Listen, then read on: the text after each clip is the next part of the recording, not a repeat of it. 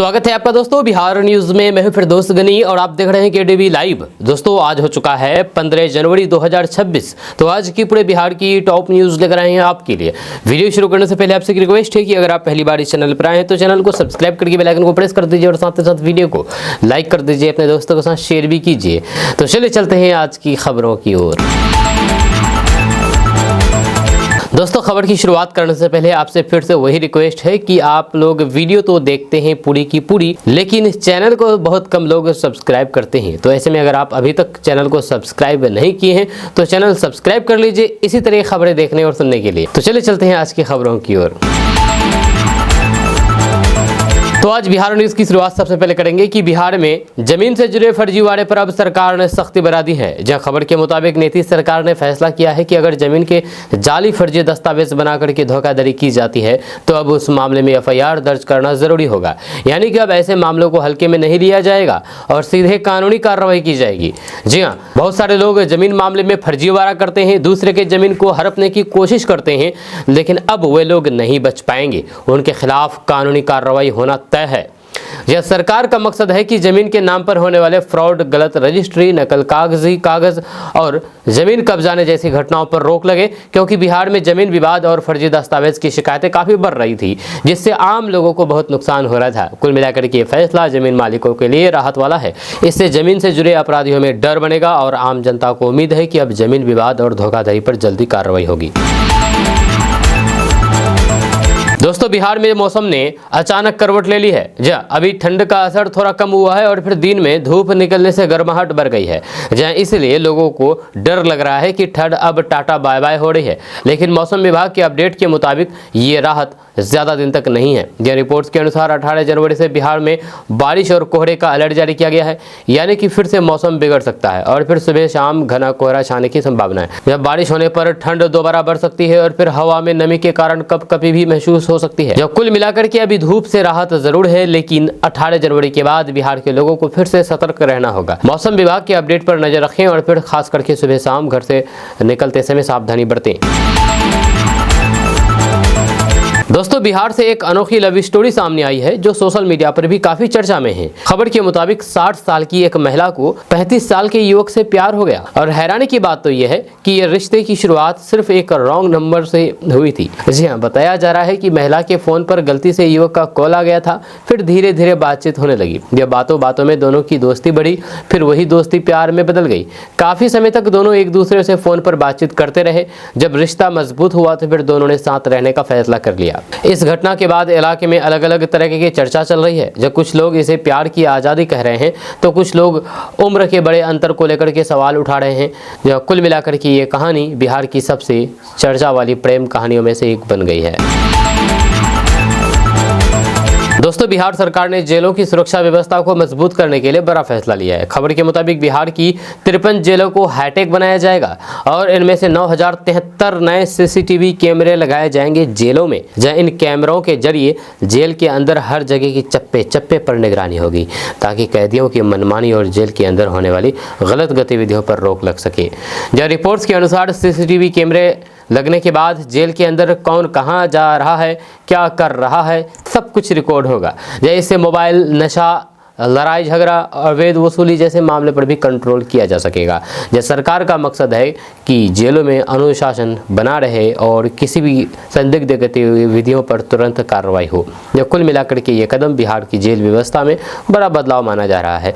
जहाँ हाईटेक निगरानी शुरू होने के बाद जेल प्रशासन को ज़्यादा ताकत मिलेगी और सुरक्षा पहले से ज़्यादा मजबूत हो जाएगी। दोस्तों बीजेपी की राष्ट्रीय अध्यक्ष चुनाव को लेकर के बड़ी खबर सामने आई है। रिपोर्ट्स के मुताबिक पार्टी ने चुनाव की तैयारियां पूरी कर ली है और अब माना जा रहा है कि नितिन नवीन का चुना जाना लगभग तय है। जब पार्टी सूत्रों के अनुसार ये चुनाव निर्विरोध हो सकता है, यानी कि बिना मुकाबले नितिन नवीन को जिम्मेदारी मिल सकती है। यह खबर में कहा गया है कि नितिन नवीन के नाम पर पार्टी के बड़े नेताओं की सहमति बन चुकी है और अब सिर्फ औपचारिक प्रक्रिया बाकी है। रिपोर्ट्स के मुताबिक 19 जनवरी को चुनाव प्रक्रिया और 20 जनवरी को परिणाम घोषणा की बात सामने आ रही है। कुल मिलाकर के अगर नितिन नवीन राष्ट्रीय अध्यक्ष बनते हैं तो फिर ये बीजेपी के लिए नेतृत्व परिवर्तन का बड़ा कदम होगा। साथ ही साथ बिहार के लिए भी ये राजनीतिक तौर पर काफी अहम माना जा रहा है, क्योंकि वे बिहार से आने वाले बड़े चेहरों में गिने जाते हैं। दोस्तों, बिहार के सरकारी स्कूलों के लिए सरकार ने एक बड़ा तोहफा दिया है। जब खबर के मुताबिक अब स्कूलों में मॉडर्न एजुकेशन को बढ़ावा देने के लिए एक खास योजना बनाई गई है, जिससे बच्चों की पढ़ाई पहले से बेहतर और फिर आसान हो सके। सरकार का मकसद है कि सरकारी स्कूलों के बच्चे भी प्राइवेट स्कूलों जैसी सुविधाओं के साथ पढ़ाई कर सके। इस योजना के तहत स्कूलों में पढ़ाई को डिजिटल और आधुनिक बनाने पर फोकस रहेगा, यानी कि क्लास में स्मार्ट क्लास, डिजिटल कंटेंट, बेहतर टीचिंग सिस्टम और फिर नई तकनीक से पढ़ाई को मजबूत किया जाएगा। इसके अलावा बच्चों को जरूरी संसाधन और स्कूलों में सुविधाएं बढ़ाने की भी तैयारी है। कुल मिलाकर के सरकार का ये कदम शिक्षा व्यवस्था को सुधारने और फिर सरकारी स्कूलों की गुणवत्ता बढ़ाने की दिशा में काफी अहम माना जा रहा है। इससे लाखों छात्रों को सीधा फायदा मिलेगा और फिर बिहार में शिक्षा का स्तर आगे बढ़ेगा। दोस्तों, बिहार की राजनीति में प्रशांत किशोर की जनसुराज पार्टी को लेकर के चर्चा तेज है। खबर के मुताबिक चुनावी झटके या फिर कमजोर प्रदर्शन के बाद जनसुराज में इस्तीफे की लहर जैसी स्थिति बन रही है। और अब सबसे बड़ा सवाल ये है कि प्रशांत किशोर इस हालात से कैसे निपट रहे हैं और पार्टी के अंदर क्या चल रहा है। रिपोर्ट्स के अनुसार जनसुराज में कुछ नेताओं और फिर कार्यकर्ताओं के नाराज होने की बातें सामने आई है। जब कहा जा रहा है कि कुछ लोग संगठन के फैसले, टीम मैनेजमेंट और चुनावी रणनीति से संतुष्ट नहीं है। जी हाँ, इसलिए वे पार्टी छोड़ रहे हैं। इसी वजह से विरोधी दलों को भी जनसुराज पर हमला करने का मौका मिल गया है और फिर पार्टी अंदर से कमजोर हो रही है। वहीं पर प्रशांत किशोर की तरफ से यह संकेत दिया जा रहा है कि जनसुराज किसी एक चेहरे की पार्टी नहीं बल्कि एक आंदोलन है। जब पार्टी का फोकस गांव-गांव जाकर के लोगों से जुड़ना और संगठन को मजबूत करना, प्रशांत किशोर को संभालने, नए लोगों को जोड़ने और फिर इस्तीफा देने वालों की जगह नई टीम तैयार करने में लगे हुए हैं। वहीं पर कुल मिलाकर के जनसुराज के लिए ये एक बड़ा टेस्ट है और देखना होगा कि प्रशांत किशोर इसे कैसे मैनेज करते हैं। दोस्तों, बिहार के लिए एक बड़ी और गर्व कर देने वाली खबर सामने आई है। रिपोर्ट के मुताबिक बिहार का मशहूर डेयरी ब्रांड सुधा अब ग्लोबल ब्रांड बनने जा रहा है। यानी कि अब सुधा के दूध, दही, घी, पनीर जैसे डेयरी उत्पाद सिर्फ बिहार और देश तक सीमित नहीं रहेंगे, बल्कि अब इन्हें विदेशों में भी पहचान दिलाने की तैयारी हो रही है। यह खबर के अनुसार राज्य दूध सहकारी संघ के जरिए हजारों पशुपालक जुड़े हुए हैं और फिर उन्हें दूध के बदले हर साल करीब 3000 करोड़ रुपए का भुगतान किया जा रहा है। ये रकम सीधे पशुपालकों के लिए बहुत बड़ी राहत है, क्योंकि इससे ग्रामीण अर्थव्यवस्था मजबूत हो रही है और फिर पशुपालन करने वालों की आमदनी बढ़ रही है। यह सरकार और डेयरी संघ का फोकस है कि सुधा के प्रोडक्ट की क्वालिटी और फिर पैकेजिंग को इंटरनेशनल लेवल के अनुसार बनाया जाए, ताकि विदेशों में भी मांग बढ़े। अगर ये योजना सही तरीके से लागू हुई तो फिर बिहार के पशुपालकों को और ज़्यादा फायदा मिलेगा और फिर सुधा का नाम दुनिया भर में चमक सकता है। दोस्तों, बिहार के लोगों के लिए एक नई और फिर खास सुविधा आने वाली है। खबर के मुताबिक बिहार के एक जिले में मॉडर्न रेल कोच रेस्टोरेंट बनाया जा रहा है, जो बिल्कुल भी ट्रेन के कोच जैसा दिखेगा। इस रेस्टोरेंट को खास तरीके से तैयार किया जा रहा है ताकि लोगों को रेलवे जैसी फीलिंग मिले और फिर नया एक्सपीरियंस भी। यह सबसे बड़ी बात यह है कि ये रेल कोच रेस्टोरेंट 24 घंटे खुला रहेगा, यानी कि दिन हो या रात लोग यहाँ आकर के खाना खा सकेंगे। इसमें साफ सुथरी बैठने की व्यवस्था, अच्छी लाइटिंग और पूरी तरह से मॉडर्न सुविधाएं होगी, जिससे परिवार और फिर युवा दोनों के लिए ये जगह आकर्षण का केंद्र बन सकती है। वहीं पर खाने पीने की बात करें तो फिर यहाँ पर लोगों को शुद्ध और फिर स्वादिष्ट खाना मिलेगा। रिपोर्ट्स के अनुसार मेन्यू में चाय, नाश्ता, फास्ट फूड के साथ साथ खाना भी होगा। जी हाँ, वहीं पर ताकि हर तरह के ग्राहक को सुविधा मिल सके। कुल मिलाकर के ये रेस्टोरेंट बिहार में एक नया और शानदार आकर्षण बनने वाला है। दोस्तों, बिहार के लोगों के लिए एक बड़ी खुशखबरी सामने आई है। खबर के मुताबिक अब बिहार से राम के दरबार अयोध्या तक जाना पहले के मुकाबले सस्ता और आसान हो जाएगा। इसके साथ ही सीता के धाम सीतामढ़ी पुराना धाम से भी सीधा कनेक्शन बनने की बात कही गई है, जिससे श्रद्धालुओं को बड़ी राहत मिलेगी।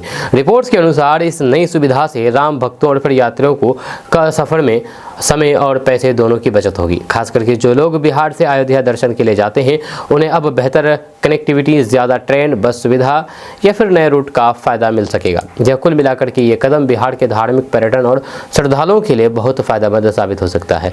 इससे अयोध्या और फिर सीता के धाम तक यात्रा सुगम होगी और फिर लोगों को सस्ते में सीधा सफर मिल पाएगा।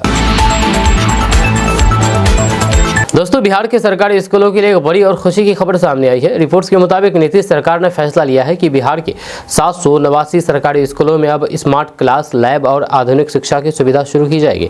इससे सरकारी स्कूलों में पढ़ने वाले बच्चों को भी अब नई तकनीक और फिर बेहतर पढ़ाई का माहौल मिल सकेगा। यह खबर के अनुसार इन नए स्कूलों में डिजिटल बोर्ड, प्रोजेक्टर और स्मार्ट टीचिंग सिस्टम के जरिए पढ़ाई कराई जाएगी। साथ ही बच्चों के लिए साइंस लैब, कंप्यूटर जैसी सुविधाओं को भी मजबूत किया जाएगा, जहाँ कि पढ़ाई सिर्फ किताबों तक सीमित न रहे और बच्चे प्रैक्टिकल तरीके से सीख सके। वहीं पर कुल मिलाकर के सरकार का ये फैसला बिहार में शिक्षा को नई दिशा देने वाला है। इससे बच्चों की पढ़ाई का स्तर बेहतर होगा, सरकारी स्कूलों में विश्वास बढ़ेगा और फिर आने वाले समय में बिहार के बच्चों को आगे बढ़ने में बड़ा फायदा मिलेगा। दोस्तों, मकर संक्रांति के मौके पर बिहार में दही चूड़ा भोज अब सिर्फ त्यौहार का कार्यक्रम नहीं रह गया है, बल्कि ये पूरी तरीके से सियासी मंच बन चुका है। खबर के मुताबिक तेज प्रताप यादव के दही चूड़ा भोज में इस बार सत्ता पक्ष और फिर विपक्ष दोनों की मौजूदगी चर्चा ने माहौल और गर्मा दिया है। यही वजह है कि लोग इसे मकर संक्रांति से ज्यादा सियासी दही चूड़ा कह रहे हैं। यह रिपोर्ट्स के अनुसार तेज प्रताप यादव के भोज को लेकर के इसलिए भी ज्यादा चर्चा हुई है क्योंकि इसमें कई राजनीतिक संकेत दिखे हैं। अलग अलग दलों के नेताओं की मौजूदगी, मुलाकातें, फोटो और बयान, सब कुछ ये बताने लगा है कि बिहार में आने वाले समय में नए राजनीतिक समीकरण बन सकते हैं। भोज के बहाने नेताओं ने एक दूसरे से मुलाकात की है, जिससे सियासी अटकलों को और हवा मिल गई है। यह खबर में यह भी कहा गया है कि पूरे कार्यक्रम में राबड़ी आवास एक तरह से अपवाद बना रहा। मतलब जहां पहले से ये माना जा रहा था कि राजनीतिक गतिविधियों का बड़ा केंद्र राबड़ी आवास रहेगा, वहीं पर इस बार तेज प्रताप यादव का भोज ज्यादा चर्चा में आ गया है। कुल मिलाकर के दही चूड़ा भोज ने बिहार की राजनीति में नया सस्पेंस और नई बहस छेड़ दी है।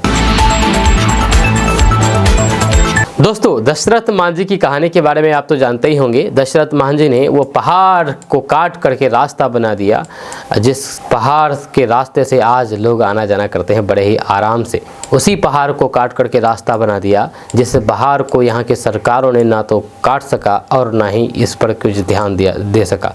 लेकिन दशरथ मांझी की मेहनत लगातार संघर्ष के बाद आखिरकार पहाड़ को काट करके रास्ता में तब्दील कर दिया। दरअसल दशरथ मांझी की कहानी बिहार ही नहीं बल्कि पूरे देश के लिए एक बड़ी प्रेरणा है। उन्हें आज भी लोग माउंटेन मैन के नाम से जानते हैं। उनकी ज़िंदगी हमें सिखाती है कि सिर्फ भगवान के भरोसे बैठने से कुछ नहीं बदलता, बल्कि जिद, मेहनत और फिर हिम्मत से इंसान असंभव काम भी कर सकता है। दशरथ मांझी गया जिले के एक छोटे से गाँव गहलोर के रहने वाले थे। एक दिन उनकी पत्नी पहाड़ के रास्ते में गिर पड़ी और समय पर अस्पताल नहीं पहुँच पाने की वजह से उनकी जान चली गई। उसी दिन दशरथ मांझी ने ठान लिया कि अब गांव वालों को इलाज के लिए इतने लंबे और फिर खतरनाक रास्ते से नहीं जाना पड़ेगा। इसके बाद दशरथ मांझी ने अकेले अपने दम पर छैनी हथौड़ा लेकर के पहाड़ काटना शुरू कर दिया। करीब 22 साल तक लगातार मेहनत करते रहे और आखिरकार पहाड़ को काट करके रास्ता बना दिया। इस रास्ते के बनने से गाँव और शहर की दूरी बहुत कम हो गई। जी हाँ, उनकी कहानी आज भी हर इंसान को यह संदेश देती है कि जिद हो तो पहाड़ भी झुक जाता है।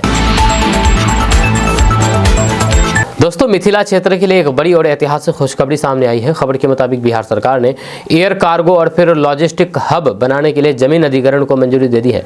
इससे मिथिला की उड़ान अब नई ऊंचाई पर जाएगी और पूरे इलाके में विकास की रफ्तार तेज होने वाली है। यह रिपोर्ट्स के अनुसार इस एयर कार्गो लॉजिस्टिक हब के बन जाने से व्यापार और ट्रांसपोर्ट को जबरदस्त फ़ायदा मिलेगा। खास करके मिथिला में बनने वाले चीज़ें जैसे कि मखाना, मछली, सब्जियां, फल, डेयरी प्रोडक्ट, उसके बाद हैंडीक्राफ्ट आदि को अब आसानी से बड़े शहरों और फिर दूसरे देशों तक भेजा जा सकेगा।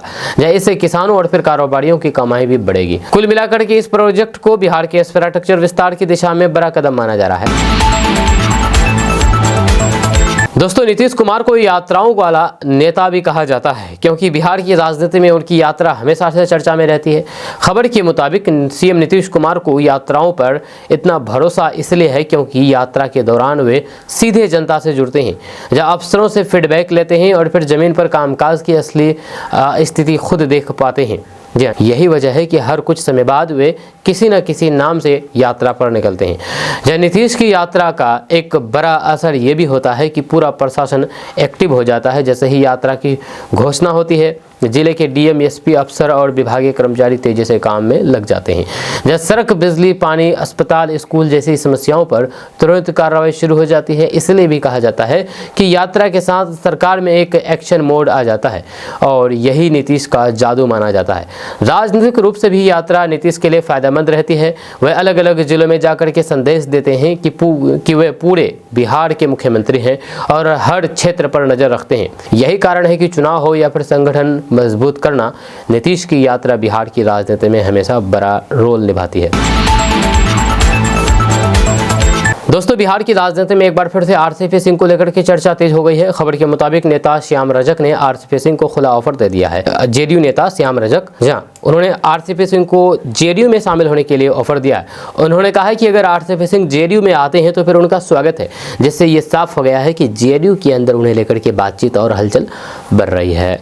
रिपोर्ट्स के अनुसार ये बयान रत्नेश सदा के दही चूड़ा भोज के दौरान सामने आया है, जहां पर कई नेताओं की मौजूदगी को सियासी नज़र से देखा जा रहा है। जहाँ ऐसे कार्यक्रमों में नेता सिर्फ त्यौहार नहीं मनाते बल्कि अंदर खाने राजनीति के संदेश भी दिए जाते हैं। इसलिए श्याम रजक का ये ऑफर एक बड़ा राजनीतिक संदेश माना जा रहा है। जब कुल मिलाकर के इस बयान के बाद बिहार की राजनीति में नई अटकलें शुरू हो गई है। अब देखना होगा कि आरसीपी सिंह इस ऑफर पर क्या प्रतिक्रिया देते हैं और क्या सच में खरमास के बाद बिहार में कोई बड़ा सियासी उलटफेर देखने को मिलेगा।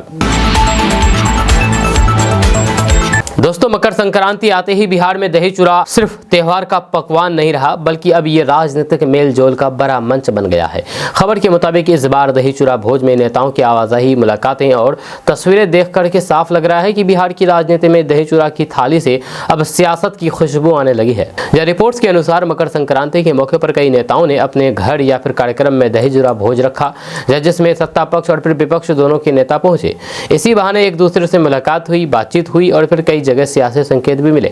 यही कारण है कि बिहार इस मौके पर एक तरह से राजनीतिक मैदान बन गया है, जहां पर रिश्ते भी बन रहे हैं और समीकरण भी। कुल मिलाकर के बिहार की राजनीति में दही चूड़ा भोज अब केवल परंपरा नहीं बल्कि एक राजनीतिक रणनीति बन चुका है। यहाँ नेता जनता को अपनापन दिखाते हैं, कार्यकर्ताओं को जोड़ते हैं और फिर आने वाले चुनावी माहौल के लिए अपनी सियासी जमीन भी मजबूत करते हैं। दोस्तों, बिहार के कटिहार से एक प्रेरणादायक खबर सामने आई है। रिपोर्ट्स के मुताबिक एक युवा उद्यमी ने मेहनत और नई सोच के दम पर मखाना उद्योग की तस्वीर बदल दी है। यह पहले मखाना सिर्फ स्थानीय बाजार तक सीमित माना जाता था, लेकिन अब इसे ग्लोबल लेवल तक पहुंचाने की दिशा में बड़ा काम हो रहा है। खबर के अनुसार इस उद्यमी ने मखाना की प्रोसेसिंग, पैकेजिंग और मार्केटिंग को आधुनिक तरीके से तैयार किया है। इससे मखाना की क्वालिटी बेहतर हुई है और फिर उसकी मांग देश विदेश में बढ़ने लगी है। यही वजह है कि अब मखाना उद्योग में किसानों और फिर स्थानीय लोगों की कमाई के नए रास्ते भी खुल रहे हैं। सबसे खास बात यह है कि इस योजना मॉडल का लाभ अब बिहार के 16 जिलों को मिलने वाला है।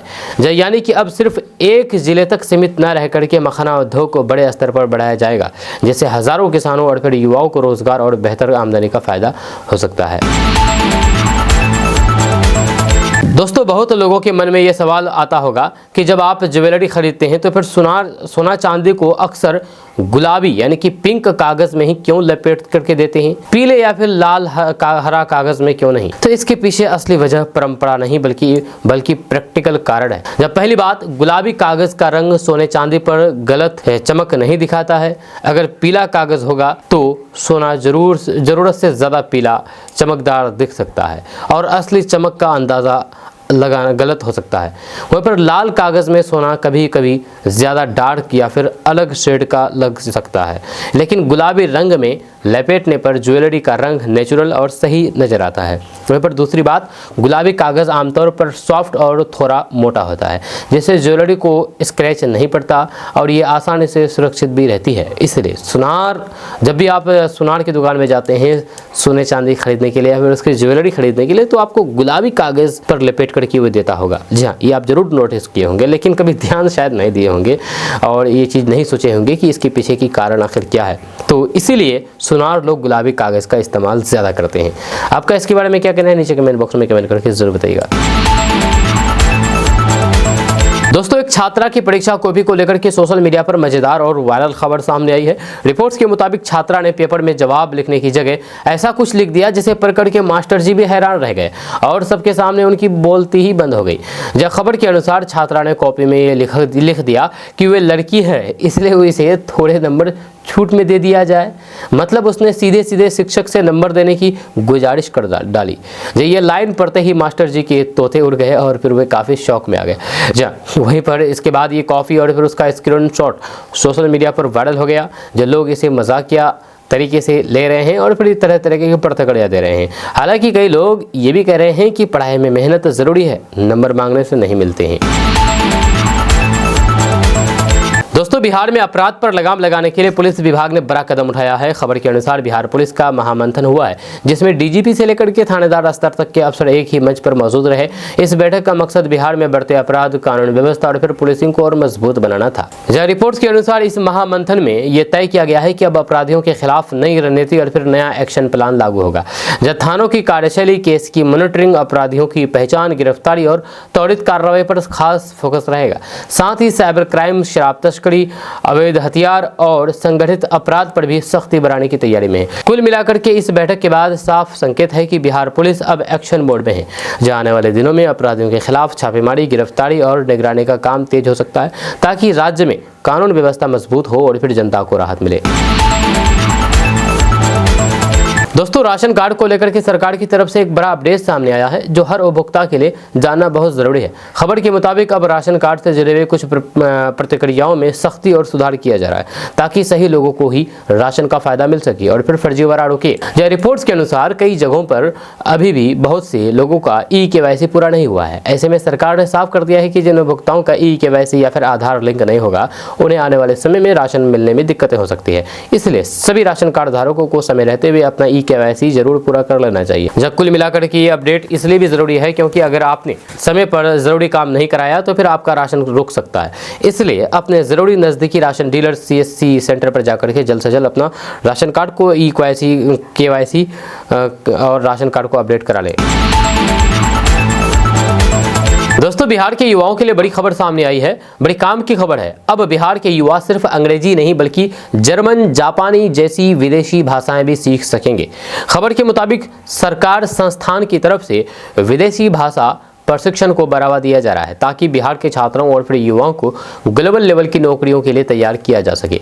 जब विदेशी भाषा सीखने से युवाओं को कई क्षेत्रों में फ़ायदा मिलेगा, जैसे विदेश में नौकरी, एमएनसी कंपनियों में काम, tourism, translation, call centre, BPO, teaching और इंटरनेशनल बिजनेस। आज के समय में कई कंपनियां ऐसी है जो विदेशी भाषा जानने वालों को ज़्यादा सैलरी और फिर बेहतर पैकेज देती है। कुल मिलाकर की ये पहल बिहार के युवाओं के लिए एक नया मौका है। अगर सही तरीके से ट्रेनिंग और फिर सर्टिफिकेट मिल जाए तो फिर विदेशी भाषाओं के जरिए बिहार के युवाओं के लिए वैश्विक स्तर के रोजगार के दरवाजे खुल सकते हैं।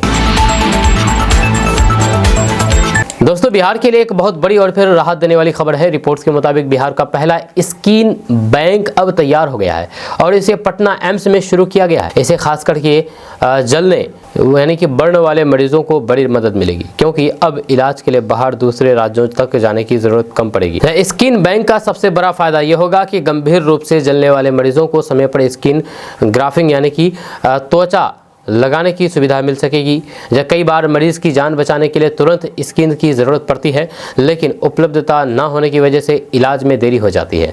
अब पटना एम्स में स्किन बैंक बनने से ये समस्या काफ़ी हद तक दूर हो जाएगी। कुल मिलाकर के ये सुविधा बिहार के स्वास्थ्य सिस्टम में एक बड़ी उपलब्धि मानी जाती है। जब स्किन बैंक शुरू होने से जलने वाले मरीजों को नया जीवन मिल सकेगा और बिहार में इलाज की सुविधा पहले से ज़्यादा मजबूत होगी। दोस्तों, पीएम आवास योजना को लेकर के बिहार में बड़ी चिंता वाली खबर सामने आई है। रिपोर्ट्स के मुताबिक केंद्र सरकार की तरफ से पैसा रोके जाने के कारण बिहार में करीब करीब 9 लाख घरों का निर्माण अटक गया है। इससे लाखों गरीब परिवारों को झटका लगा है, जो लंबे समय से अपने पक्के घर का इंतजार कर रहे थे। खबर के अनुसार योजना के तहत जिन लाभार्थियों के घर बन रहे थे, उनकी किस्त समय पर नहीं पहुंचने से काम रुक गया है। कई जगहों पर अधूरे मकान बने पड़े हैं और मजदूरी और फिर सामान के पैसे का भी दबाव बढ़ गया है। इससे गरीब परिवारों की परेशानी और ज़्यादा बढ़ गई है। अब राज्य सरकार की तरफ से केंद्र के फंड जारी करने की मांग तेज हो गई है। अगर पैसा जल्द जारी नहीं हुआ तो फिर योजना में देरी और बढ़ सकती है। कुल मिलाकर के ये मुद्दा अब बिहार में बड़ा राजनीतिक और फिर जनहित का मामला बनता जा रहा है। दोस्तों, बिहार में वायु प्रदूषण फिर से चिंता बनाने वाली है। जी हाँ, खबर के मुताबिक बिहार के 10 शहरों में हवा इतनी खराब हो गई है कि सांस लेना मुश्किल हो रहा है। जो रिपोर्ट में दावा किया गया है कि इन शहरों का AQI लगातार खराब श्रेणी में पहुंच रहा है, जिससे बच्चों, बुजुर्गों और फिर सांस दिल के मरीजों को सबसे ज्यादा परेशानी हो सकती है। हवा जहरीले होने की बड़ी वजह सर्दियों का मौसम है। ठंड में हवा चलना कम हो जाता है और फिर धुआं ऊपर नहीं उठ पाता है, जिससे प्रदूषण एक ही जगह जमा हो जाता है। इसके अलावा वाहनों का धुआं, कूड़ा, पराली जलाना, उसके बाद निर्माण कार्य में धूल, ईंट भट्टों का धुआं और फिर औद्योगिक प्रदूषण भी शहरों की हवा को खराब कर रहा है। ऐसे हालात में डॉक्टरों की सलाह है कि लोग सुबह शाम बाहर निकलने से बचें, जरूरत हो तो फिर मास्क पहने, पानी ज्यादा पिएं और छोटे बच्चों को खुले में ज्यादा देर ना रखें। अगर सांस फूलना, खांसी या फिर आंखों में जलन जैसी समस्या होती है तो तुरंत सावधानी बरतें।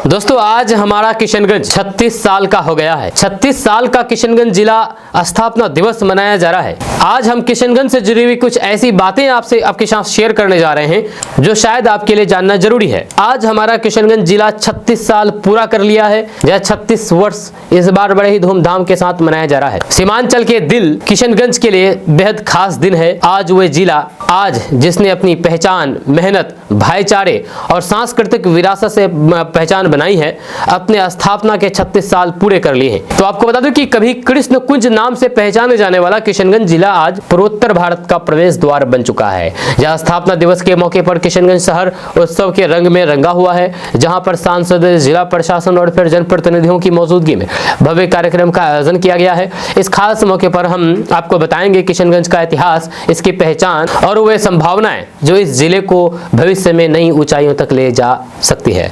तो किशनगंज ने आज अपने स्थापना के 36 साल पूरे कर लिए हैं। 36वें जिला स्थापना दिवस को लेकर के पूरे शहर में उत्सव का माहौल रहा है। जब मुख्य समारोह का आयोजन शहीद अशफाकुल्लाह खान स्टेडियम में किया गया है, जहां पर सांसद डॉक्टर जावेद आजाद और जिला अधिकारी विशाल राज ने दीप प्रज्वलित करके और गुब्बारे उड़ा करके कार्यक्रम का विधिवत उद्घाटन किया। इस मौके पर विधायक कमरुल हुदा, नगर परिषद अध्यक्ष इंद्रदेव पासवान, अनुमंडल पदाधिकारी अनिकेत कुमार सहित कई प्रशासनिक अधिकारी और जनप्रतिनिधि मौजूद रहे। किशनगंज को 14 जनवरी 1990 को तत्कालीन मुख्यमंत्री स्वर्गीय जगन्नाथ मिश्रा ने जिला का दर्जा दिया था। जब तब से लेकर के आज तक 36 वर्षों में किशनगंज ने विकास की लंबी यात्रा तय की है। स्थापना दिवस के पहले दिन विकास मेला और सांस्कृतिक कार्यक्रमों का आयोजन किया गया। विभिन्न सरकारी विभागों द्वारा लगाए गए स्टॉल का सांसद और डीएम ने निरीक्षण किया और फिर योजनाओं की जानकारी दी। जब दोपहर में जिलों के अलग अलग विद्यालयों में बच्चों ने रंगारंग सांस्कृतिक प्रस्तुतियां दी, जिन्हें दर्शकों ने खूब सराहा। शाम के समय बॉलीवुड कलाकारों द्वारा भव्य सांस्कृतिक कार्यक्रम पेश किए जाएंगे, जिससे कार्यक्रम में और भी रौनक बढ़ेगी।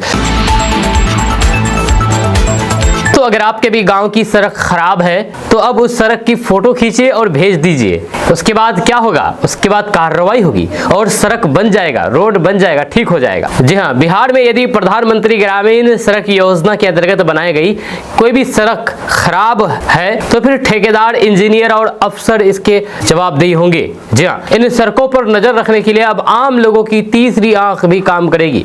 अब तो आपको बता दें कि लोग खराब सड़क की शिकायत QR कोड के जरिए कर सकेंगे। जब लोगों द्वारा भेजी गई तस्वीरों का विश्लेषण ग्रामीण कार्य विभाग द्वारा आर्टिफिशियल इंटेलिजेंस यानी कि AI के जरिए किया जा रहा है। आपको बता दें कि प्रधानमंत्री ग्रामीण सड़क योजना के तहत निर्मित सड़कों के लिए QR कोड के जरिए निरीक्षण की व्यवस्था की शुरुआत बिहार के 5 जिलों सीवान, सुपौल, जमुई, गया और मुंगेर से की गई थी, जो अब बिहार के कुल 23 जिलों में लागू हो चुकी है। बचे हुए 15 जिलों में भी ये व्यवस्था जल्द ही लागू कर दी जाएगी। फिलहाल सबसे अधिक QR कोड गया जिले में लगाए गए हैं। गया जिले में प्रधानमंत्री ग्रामीण सड़क योजना के तहत निर्मित कुल 74 सड़कों पर QR कोड लगा दिए गए हैं। इसी तरह कटिहार में निर्मित कुल 60, मधेपुरा में 59, औरंगाबाद में 54, समस्तीपुर में 39, रोहतास में 25, वैशाली में 22, पटना और दरभंगा में 19, सीवान में 17, बांका और बेगूसराय में 16, बक्सर, मधुबनी और मुजफ्फरपुर में 14, जमुई में 11, पूर्णिया में 10, भोजपुर में 8, पूर्वी चंपारण और सुपौल में 7, सारण में 6 और मुंगेर और फिर शिवहर में 4 ग्रामीण सड़कों के मुहाने पर नोटिस बोर्ड लगा करके QR कोड चपसा कर दिया गया है, जिसे कोई भी ग्रामीण स्कैन करके सड़क के संबंध में अपनी शिकायत या फिर सुझाव सीधे विभाग को भेज सकता है। जी हाँ, बिहार में ग्रामीण सड़क योजना के तहत निर्मित किसी भी सड़क की गुणवत्ता को लेकर के शिकायत या फिर सुझाव नोटिस बोर्ड पर लगे QR कोड को स्कैन करके की जा सकती है। इन सड़कों के रखरखाव को अधिक पारदर्शी और फिर प्रभावी बनाने के लिए अब आम लोगों को इनकी निगरानी में भागीदारी बनाया जा रहा है।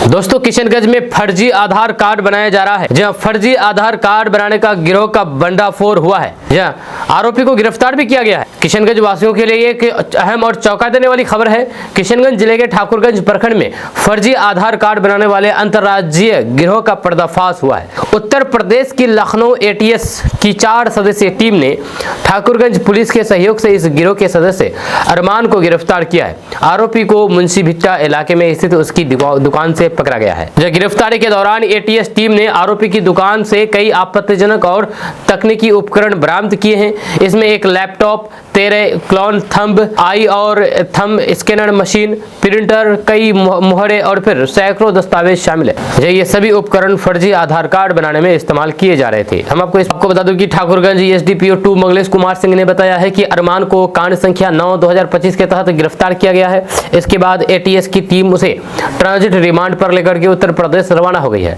जहां उससे आगे की गहन पूछताछ की जाएगी। ATS अधिकारियों ने बताया है कि ये गिरोह सिर्फ बिहार तक सीमित नहीं है, बल्कि उत्तर प्रदेश, पश्चिम बंगाल और फिर दिल्ली तक फैला हुआ है। 18 अगस्त 2025 को इस गिरोह के खिलाफ ATS थाने में केस दर्ज किया गया था, जहां अब तक यूपी से 10 से ज्यादा आरोपी गिरफ्तार हो चुके हैं, जबकि बंगाल और फिर दिल्ली से भी कई लोगों को पकड़ा गया है। जब पूछताछ में आरोपी अरमान ने बताया है कि वे कोलकाता निवासी अंजार नामक व्यक्ति से लोगों की ID की लेकर के दूसरे की पहचान पर फर्जी आधार कार्ड बनाता था। इसके बदले वह प्रति कार्ड 4500 से 5000 रुपए तक वसूलता था। ATS को शक है कि आरोपी ने सीमावर्ती इलाकों के लोगों के नाम और फिर पते का गलत इस्तेमाल करके कई फर्जी आधार कार्ड बनाए हैं। इससे राष्ट्रीय सुरक्षा पर भी खतरा पैदा हो सकता है। यही कारण है कि मामले को बेहद गंभीरता से लिया जा रहा है। वहीं पर पोठिया प्रखंड में 2 और स्थानों पर छापेमारी की गई है। एक संदिग्ध की दुकान से कोई दस्तावेज नहीं मिला है, जबकि दूसरा संदिग्ध फरार बताया जा रहा है। जब पुलिस और ATS की संयुक्त टीम उसकी तलाश में लगातार छापेमारी कर रही है।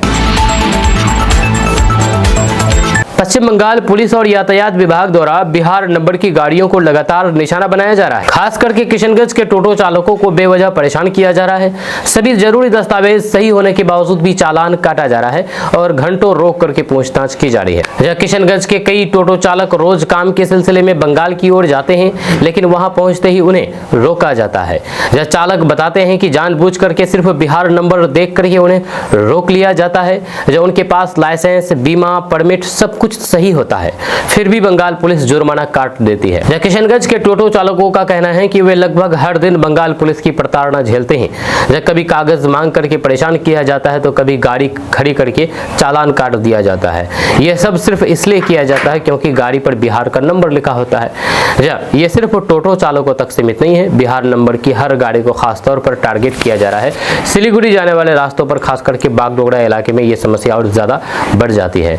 यहाँ पर बिहार नंबर देखते ही गाड़ियों को रोक लिया जाता है। लोगों की शिकायत है कि बागडोगरा एयरपोर्ट के पास पुलिस और जांच एजेंसियां सिर्फ बिहार नंबर वाली गाड़ियों की तलाशी लेती है।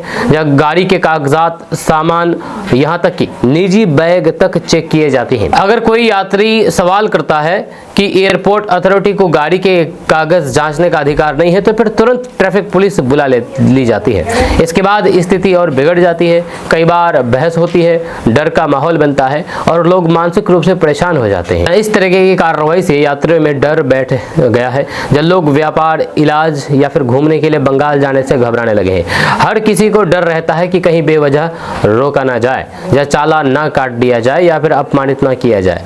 ये व्यवहार न सिर्फ गलत है बल्कि देश की एकता के खिलाफ भी है। एक ही देश में रहते हुए अगर राज्यों के नाम पर लोगों को परेशान किया जाएगा, तो फिर ये आपसी भाईचारे को नुकसान पहुंचता है। दोस्तों, किशनगंज में एक 13 साल की लड़की की शादी हो रही थी। लड़की नहीं कहा जाएगा, बच्ची कहा जाएगा। 13 साल की बच्ची की, नाबालिग बच्ची की शादी हो रही थी। मात्र 13 साल उम्र की। जी हाँ, अब आप सब सोच सकते हैं कि 13 साल की उम्र में शादी होना कितना हानिकारक है, लेकिन ये शादी अब रोक दी गई है। जी हाँ, किशनगंज में एक बार फिर से प्रशासन की सतर्क, लेकिन अब ये शादी रोक दी गई है। जी हाँ, किशनगंज में एक बार फिर से प्रशासन की सतर्कता से बाल विवाह रुकवाया गया है। सदर थाना क्षेत्र के ठुहापरा गांव में 13 वर्षीय नाबालिग किशोरी की शादी की तैयारी चल रही थी, लेकिन समय रहते हैं प्रशासन की टीम मौके पर पहुंच गई और शादी को रुकवा दिया गया। इस कार्रवाई से एक मासूम बच्चे का भविष्य अंधेरे में जाने से बच गया है। दरअसल बात है कि इस बाल विवाह की सूचना जन निर्माण केंद्र को मिली थी। सूचना मिलते ही संस्था के जिला समन्वयक मोहम्मद मुजाहिद आलम के नेतृत्व में एक टीम सक्रिय हुई। उन्होंने तुरंत मामले की जानकारी प्रशासन को दी। इसके बाद अनुमंडल पदाधिकारी सह बाल विवाह प्रतिषेध पदाधिकारी अनिकेत कुमार के निर्देश पर अंचल अधिकारी राहुल कुमार और फिर पुलिस प्रशासन की टीम मंगलवार देर रात ठुहापरा गांव पहुंची। जब मौके पर पहुंच करके अधिकारियों ने सबसे पहले बच्ची के माता पिता और फिर परिजनों से बातचीत की। उन्हें बताया गया है कि बाल विवाह न सिर्फ सामाजिक बुराई है बल्कि ये कानून अपराध भी है। अधिकारियों ने बाल विवाह प्रतिषेध अधिनियम 2006 के तहत मिलने वाली सजा और कानूनी कार्रवाई की पूरी जानकारी दी है। साथ ही साथ बाल विवाह से होने वाले मानसिक, शारीरिक और फिर सामाजिक नुकसान के बारे में भी विस्तार से समझाया गया है। अधिकारियों ने परिजनों को बताया है कि कम उम्र में शादी होने से बच्चियों की पढ़ाई छूट जाती है, उनका बचपन खत्म हो जाता है और फिर स्वास्थ्य पर भी गंभीर असर पड़ता है। कम उम्र में गर्भधारण से माँ और फिर बच्चे दोनों की जान को खतरा रहता है। इसके अलावा मानसिक रूप से बच्ची पूरी तरीके से तैयार नहीं होती है, जिससे आगे चल करके पारिवारिक और सामाजिक समस्याएं बढ़ जाती है। प्रशासन की समझाइश के बाद परिजनों ने अपनी गलती स्वीकार की है और बच्चे की शादी की स्थगित करने का फैसला किया है। दोस्तों, किशनगंज के लोगों के लिए एक बेहद अहम सूचना सामने आई है। किशनगंज में राशन कार्ड से जुड़े आधार सीडिंग ई-केवाईसी को लेकर के प्रशासन ने सख्ती बढ़ा दी है। जिलाधिकारी विशाल राज ने यानी कि किशनगंज डीएम विशाल राज ने इस मामले की समीक्षा बैठक करके साफ शब्दों में चेतावनी दी है कि अगर 15 फरवरी 2026 तक ई-केवाईसी नहीं कराई गई तो फिर संबंधित लाभुकों का नाम राशन कार्ड से हटा दिया जाएगा। डीएम की समीक्षा में सामने आया है कि किशनगंज जिले में अब तक 77.61% लाभुकों का ई-केवाईसी पूरा हो चुका है, लेकिन अभी भी 22.39% लोग ऐसे हैं जिन्होंने ई-केवाईसी नहीं कराई है। यही वजह है कि प्रशासन अब सख्त रुख अपना रहा है। किशनगंज जिलाधिकारी विशाल राज ने स्पष्ट निर्देश दिया है कि बचे हुए सभी लाभुकों का ई-केवाईसी हर हाल में 15 फरवरी तक पूरा कराया जाए। उन्होंने कहा है कि इसके बाद किसी को भी अतिरिक्त समय नहीं दिया जाएगा। जब तय समय सीमा के अंदर अगर कोई भी लाभुक ई-केवाईसी नहीं कराता है तो फिर उसका नाम राशन कार्ड से काट दिया जाएगा। इसका सीधा असर ये होगा कि ऐसे लोग सरकारी मुफ्त राशन और फिर अन्य खाद्य योजनाओं का लाभ नहीं ले पाएंगे। डीएम ने कहा है कि सरकार की मंशा है कि सिर्फ सही और फिर पात्र लोग तक ही राशन पहुंचे। फर्जी नाम, डुप्लीकेट कार्ड और फिर अपात्र लोगों को बाहर करने के लिए ई-केवाईसी जरूरी है। इसी वजह से यह अभियान तेज किया गया है। उन्होंने प्रखंड स्तर के अधिकारियों, आपूर्ति विभाग और फिर डीलरों को निर्देश दिया है कि गांव-गांव जाकर के लोगों को जागरूक करें, खास करके बुजुर्ग, दिव्यांग और फिर गरीब लोगों की मदद करें ताकि कोई भी पात्र व्यक्ति इस योजना से वंचित न रह जाए। समीक्षा बैठक में जिलाधिकारी ने राशन वितरण व्यवस्था की भी जांच की है। उन्होंने साफ कहा है कि किसी भी तरह की लापरवाही बर्दाश्त नहीं किया जाएगा। अगर किसी डीलर या फिर अधिकारी की शिकायत मिलती है तो फिर उस पर सख्त कार्रवाई की जाएगी। इसके अलावा नए राशन कार्ड के आवेदन और फिर लंबित मामलों को भी जल्द निपटाने का निर्देश दिया गया है। डीएम ने कहा है कि योग्य लोगों को समय पर राशन कार्ड मिलना चाहिए, इसमें किसी तरह की देरी नहीं होनी चाहिए। दोस्तों, किशनगंज में प्रस्तावित सैनिक स्टेशन को लेकर के एक बार फिर से माहौल गर्मा गया है। किशनगंज जिले के कोचाधामन और बहादुरगंज अंचल में चिन्हित जमीन के सीमांकन के दौरान मंगलवार को किसानों ने जोरदार विरोध प्रदर्शन किया। जब बड़ी संख्या में किसान मौके पर पहुंच गए और जिला प्रशासन द्वारा की जा रही जमीन की मापी को रोक दिया गया। कल जिला प्रशासन द्वारा जमीन की मापी की जा रही थी। वहां पर करीब 15 से 20 फौज और पुलिस कर्मियों की गाड़ी पहुंची थी, जिसके बाद सीमांकन कराया जा रहा था। फिर लोगों को जैसे ही इसके बारे में पता चला तो फिर लोग वहां पर इकट्ठा हो गए। जहां कई गांव के लोग करीब कहा जाए तो हजारों लोग इकट्ठा हुए और इसका विरोध शुरू कर दिया सीमांकन का। लोगों ने साफ कहा है कि हम किसी भी कीमत पर अपनी जमीन को नहीं देंगे। हम अपनी जमीन को इसलिए नहीं देंगे क्योंकि यहीं से हमारे पेट पलते हैं। अब ये मामला कोचाधामन अंचल के सतभिट्टा और बहादुरगंज अंचल के सकोड़ एवं नटुआपारा मौजा से जुड़ा है, जहां पर सरकार की ओर से सैन्य स्टेशन के निर्माण के लिए करीब 201 एकड़ जमीन चिन्हित की गई है। मंगलवार को जिला प्रशासन की टीम सकोर मौजा पहुंची थी, जहां पर जमीन का सीमांकन कार्य चल रहा था। जैसे ही इसकी जानकारी किसानों को मिली, वे बड़ी संख्या में वहां पर पहुंच गए और मापी कार्य को रुकवा दिया। जब विरोध कर रहे किसानों का कहना है कि यही जमीन उनकी रोजी रोटी का एकमात्र सहारा है, जब वे इसी खेत पर खेती-बाड़ी करके अपने परिवार का पालन पोषण करते हैं। किसानों ने कहा है कि अगर ये जमीन उनसे छीन ली गई तो फिर उनके सामने भूखमरी की स्थिति पैदा हो जाएगी। कई किसानों की आंखों में आंसू थे और वे प्रशासन से गुहार लगा रहे थे कि उनकी जमीन ना छीनी जाए। किसानों का कहना है कि सरकार को सैन्य स्टेशन बनाना है तो वो इसका विरोध नहीं कर रहे हैं, लेकिन ऐसी जगह पर बनाया जाए जहां कम से कम लोगों का विस्थापन हो। उन्होंने आरोप लगाया है कि बिना उनकी सहमति के जमीन अधिग्रहण की प्रक्रिया शुरू की जा रही है, जो पूरी तरीके से गलत है। दोस्तों, किशनगंज में उत्पाद विभाग से जुड़ा एक मामला इन दिनों चर्चा का विषय बना हुआ है। किशनगंज जिले में पदस्थापित 2 महिला सिपाहियों और फिर इंस्पेक्टर संगम विद्यार्थी को कुछ समय के लिए पश्चिम बंगाल पुलिस ने हिरासत में ले लिया। यह घटना सोमवार रात की है, जब सभी कर्मी सिलीगुड़ी से किशनगंज लौट रहे थे। जानकारी के अनुसार किशनगंज उत्पाद विभाग के इंस्पेक्टर संगम विद्यार्थी, 2 महिला कांस्टेबल और फिर एक अन्य कर्मी निजी 4 पहिया वाहन से पश्चिम बंगाल के सिलीगुड़ी गए थे। लौटते वक्त बागडोगरा थाना क्षेत्र अंतर्गत NH 27 पर बिहार मोड़ के पास वाहन ओवरटेक करने के दौरान उत्पाद विभाग की गाड़ी की एक बाइक से हल्की सी टक्कर हो गई। स्थानीय लोगों का आरोप है कि उत्पाद विभाग की गाड़ी काफी तेज रफ्तार में थी और ओवरटेक करते वक्त दुर्घटना होते होते बची। जब बाइक से हल्की टक्कर के बाद मौके पर मौजूद लोगों और फिर उत्पाद विभाग के कर्मियों के बीच बहस शुरू हो गई, जो देखते ही देखते हाथापाई में बदल गई। इसी दौरान किसी ने बागडोगरा थाना पुलिस को सूचना दे दी। सूचना मिलते ही बागडोगरा थाना की पुलिस मौके पर पहुंची और स्थिति को नियंत्रण में लिया। पुलिस ने इंस्पेक्टर संगम विद्यार्थी और दोनों महिला सिपाहियों को हिरासत में लेकर के थाने ले गई। बताया जा रहा है कि तीनों को करीब 3 घंटे तक थाने में रखा गया, इसके बाद उन्हें छोड़ दिया गया। इस पूरे मामले में किसी भी पक्ष की ओर से औपचारिक शिकायत दर्ज नहीं कराई गई है। जब पुलिस के हस्तक्षेप के बाद मामला शांत हुआ और सभी अपने अपने रास्ते चले गए। हालांकि इस घटना ने किशनगंज उत्पाद विभाग में हलचल मचा दी है। जब घटना सामने आने के बाद उत्पाद अधीक्षक दीपक मिश्रा ने कड़ा रुख अपनाते हुए इंस्पेक्टर संगम विद्यार्थी और दोनों महिला सिपाहियों से स्पष्टीकरण मांगा है। विभाग ये जानना चाहता है कि वे बिना आधिकारिक अनुमति के सिलीगुड़ी क्यों गए थे और निजी वाहन का उपयोग किस उद्देश्य से किया गया। सबसे बड़ा सवाल ये भी उठाया जा रहा है कि जब कोई सरकारी कार्य नहीं था तो फिर इंस्पेक्टर महिला सिपाहियों के साथ बंगाल क्यों गए। विभाग इस पूरे मामले की गंभीरता से जांच कर रही है। इंस्पेक्टर संगम विद्यार्थी की ओर से यह भी आरोप लगाया गया है कि स्थानीय लोगों ने उनके साथ हाथापाई भी की। हालांकि इस संबंध में भी किसी थाने में लिखित शिकायत दर्ज नहीं कराई गई है।